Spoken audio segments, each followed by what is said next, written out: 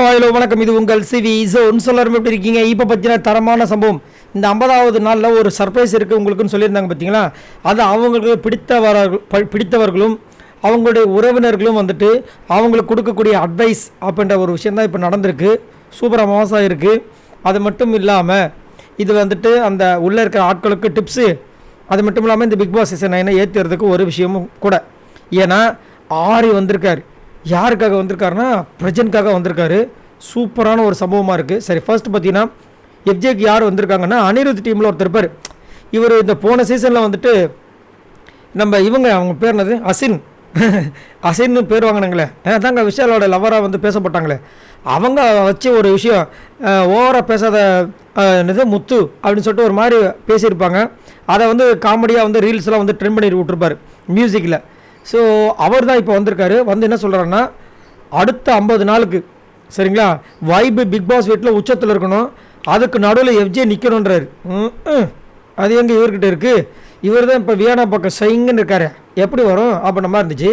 ரெண்டாவது வந்து கமருதீனுக்கு அவரோட ஃப்ரெண்டு இவரும் ஒரு ஆக்டர் போல் இருக்குது. மச்சான், இந்த கேமில் தனியாக விளையாடனா அந்த ஃபினாலே ஸ்டேஜில் உன்னால் நிற்க முடியும், அந்த அளவுக்கு பொட்டன்ஷியல் உனக்கு இருக்குது அப்படின்ற மாதிரி சொல்லியிருக்காரு.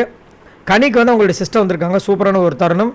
மற்றவங்க ஜெயிக்கிறதுக்கா நீ வந்து உள்ள சப்போர்ட்டிங் கேரக்டராக வந்திருக்கியா, இல்லை நீ வந்து வின் பண்ண போகிற அந்த டைட்டில் வின் பண்ண போகிற மெயின் கேரக்டராக இருக்கியா, என்ன நினச்சிட்டு இருக்கன்ற போது சொல்லும்போது அழுகுறாங்க. அவங்க தங்கச்சியை பார்த்த சந்தோஷத்தில் அழுகுறாங்களா, இல்லை அவங்க கழுவி ஊற்றுறதுக்காக அழுகுறாங்களான்னு தெரியல. அதுக்கப்புறம் பிரஜன் வந்துட்டு சப்போர்ட் பண்ண ஆரி வந்திருக்காரு. ஹாய் மச்சின் அப்பலாம் செம்மையாக இருந்துச்சு. எதனா சொல்லிட்டு போட்டோம் மச்சி, அதெல்லாம் நீ காதில் வாங்காத. இந்த ஷோவில் உன்னோட எக்ஸ்பீரியன்ஸ் நீ காட்டாமல் லைஃப்பில் எந்த இடத்துல போய் நீ காட்ட போகிற, ஃபுல்லாக இறங்கி விளையாடுன்ற மாதிரி சொல்லியிருக்காரு. இப்போ நான் சொல்லும்போது கூஸ் பம்ப்ஸாக இருக்குது. ஏன்னா எனக்கு ஆரியை ரொம்ப பிடிக்கும். அவர் பேசின விஷயங்கள்லாம் இன்னும் மைண்டுக்குள்ள அப்படியே நிற்கிது. அவருக்காக, அதாவது அந்த சீசனில் தான் ஃபஸ்ட் நம்ம வந்து ரிவ்யூ பண்ண ஆரம்பித்தோம். என்ன ஒரு சீசன், ரைட். ஸோ இதுக்கப்புறம் அவங்களுடைய கேம் சேஞ்ச் ஆகும்னு நினைக்கிறேன். இதுக்கப்புறம் விஜய பார்வதிக்காக யார் வரப்போகிறாங்கன்னு தெரியல. பார்க்கலாம் என்னென்ன நடக்க போகுதுன்னு. சரி, நீங்கள் உங்களோட கருத்தில் சொல்லுங்கள்.